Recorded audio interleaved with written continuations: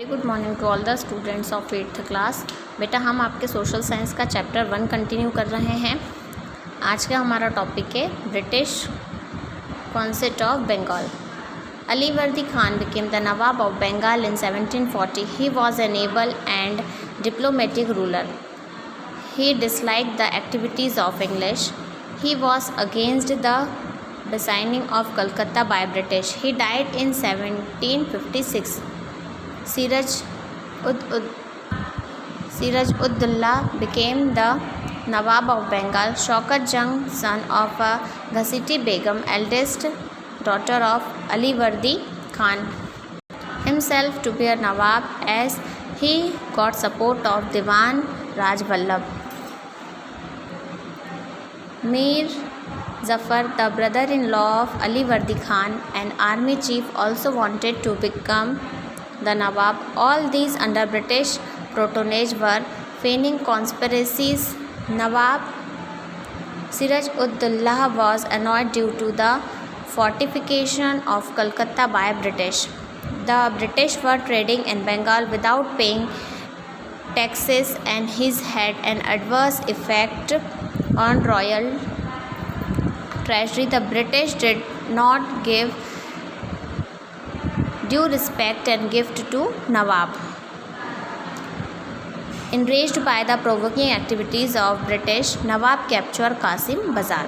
अब क्या हुआ कि जो ब्रिटिश ने किस तरीके से अपना आधिपत्य बंगाल पे हासिल किया, तो अली वर्दी खान करके एक नवाब थे जो बंगाल के थे। कब थे? 1740 में। वो अंग्रेज़ी शासन, जो अंग्रेज़ी ट्रेडिंग थी, उसको कम पसंद करते थे। वो डिप्लोमेटिक रूलर थे और एबल तो थे ही सही, उन्हें अंग्रेज़ों की जो एक्टिविटीज़ थी, जो वो करते थे, वो बिल्कुल पसंद नहीं आता था। और वो ब्रिटिश के अगेंस्ट थे, क्योंकि ब्रिटिश क्या चाहते थे? कलकत्ता में अपनी थाप जमाना चाहते थे, जो कि अली वर्दी खान बिल्कुल भी नहीं चाहते थे। उनकी मृत्यु कब हुई थी? 1756 में हुई थी।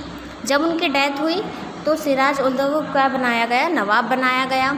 अब घसीटी बेगम का जो सन था शौकत जंग, वो भी नवाब बनना चाहता था। अली वर्दी खान की जो एल्डेस्ट डॉटर थी, ठीक है, वो भी नवाब बनना चाहते थे। और उनका अली वर्दी खान का जो साला था, वो भी क्या बनना चाहता था? नवाब बनना चाहता था। मतलब नवाब बनने की रेस में इतने सारे लोग शामिल हुए।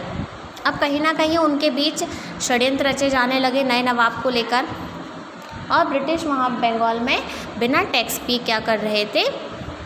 अपनी ट्रेडिंग कर रहे थे। और ना ही वो नवाब को क्या देते थे? गिफ्ट या फिर रिस्पेक्ट देते थे, जिसका सीधा सीधा असर राजघराने के खजाने पर पड़ रहा था। इन्हीं सभी बातों से उत्साहने में आकर नवाब ने क्या करा? कासिम बाज़ार को अपने अंडर में कर लिया।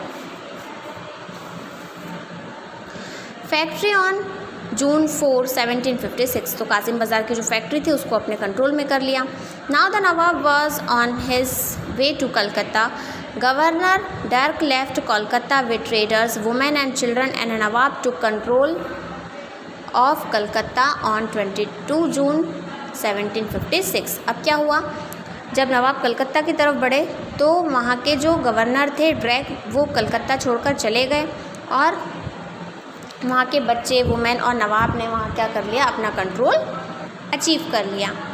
Treaty of Alinagar. अब कौन सी ट्रीटी साइन की गई थी?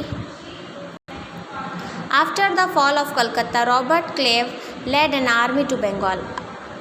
क्लेव is an small war 1757 reconquered Kolkata and Nawab was defeated in the war.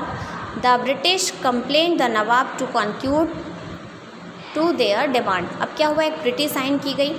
जब कलकत्ता चला गया तो रॉबर्ट क्लीव ने अपनी आर्मी लेकर बंगाल गए। वहाँ पे युद्ध हुआ नवाब और उनके बीच, और उस युद्ध में नवाब हार गए। परिणाम क्या हुआ कि नवाब को फिर ब्रिटिश की जितनी भी डिमांड थी वो सारी माननी पड़ी। Battle of Plassey. Battle of Plassey 1757. With the signing of the Treaty of Alinagar, most of the English demand were fulfilled, but they wanted to control Bengal. They engulfed in intrigues. Clive occupied French colony Chandranagar, and the Nawab could not stop him. Clive made a secret pact with Mir Zafar, who was to replace Siraj-ud-Dowla as a Nawab of Bengal. After the conspiracy, pretext for war was reached. Nawab was accused dishonoring Treaty of Alinagar, and soon army under Clive set out of Murshidabad. A battle between Nawab and a British force was fought at Plassey on 23rd June 1757. The major part of Nawab army, led by the traitor Mir Zafar Rai Durlab and War Latif, did not participate actively in the battle, so the Nawab was defeated and killed by Miran, son of Mir Zafar. The Battle of Plassey had no interface, but it was a war of immense political and economic importance. The Nawab became a puppet in hand of a British. The political life of Bengal came under the control of British. The Battle of Plassey paved the way for the British to loot Bengal. He allowed British to trade tax-free in Bengal, Bihar and Orissa. The company also got a zamindari of the 24 Parganas. The company received the right to mint coin in Calcutta. The Battle of Plassey proved decisive as a control of Bengal fell into the hand of British. अब battle of Plassey कब हुई थी? 1757 में जो प्लासी का युद्ध था वो अलीनगर की जो ट्रीटी साइन की गई थी। अब जो इंग्लिश थे उनकी डिमांड, क्योंकि वहाँ पे ट्रीटी साइन हो गई थी तो नवाब को सारी बातें माननी पड़ी थी। अब सारी जितनी भी उनकी नीड थी सारी फुलफ़िल कर दी जा रही थी। क्यों? क्योंकि अब बंगाल किसके कंट्रोल में था? ब्रिटिश के कंट्रोल में था। रिज़ल्ट क्या हुआ कि कहीं ना कहीं अंदर ही अंदर सब में विरोध की भावना जागृत हुई और उस ट्रीटी को क्या किया गया, फिर गलत ठहराते हुए नवाब के अगेंस्ट सब चले गए।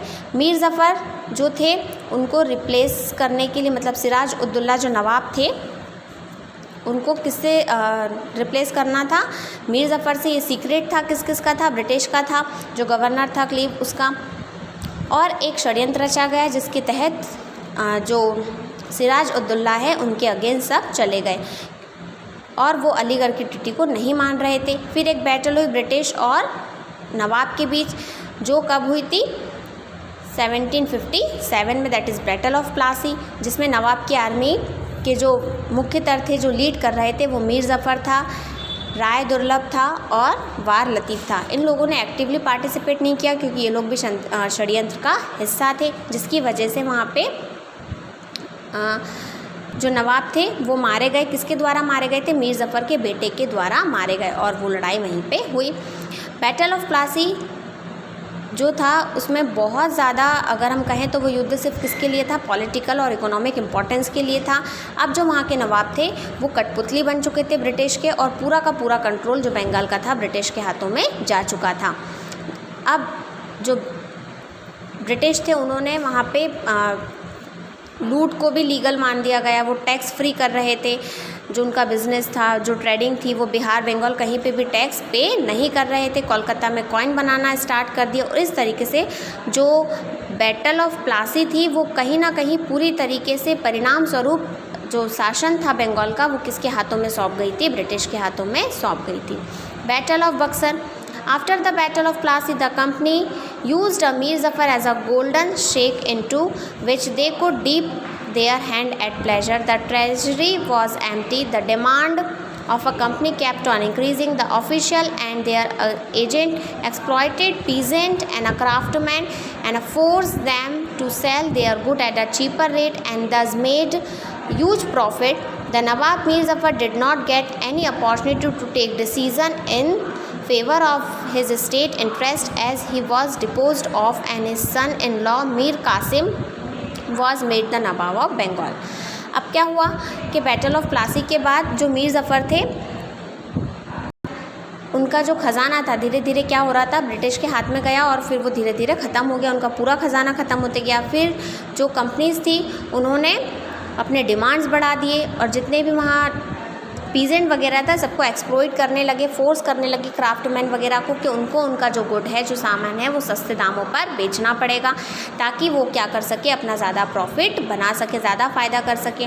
जो नवाब मीर ज़फ़र थे वो कुछ भी नहीं कर सकते थे। क्यों? क्योंकि उनके हाथ में अब कुछ भी नहीं रहा था और फिर वो अंत में किससे रिप्लेस किए गए थे, सन इन लॉ मीर कासिम से रिप्लेस कर दिए गए। और फिर बंगाल के जो नवाब थे वो कौन बने, उनके दामाद बने मीर कासिम। इसके आगे का चैप्टर बेटा हम नेक्स्ट क्लास में रीड करेंगे।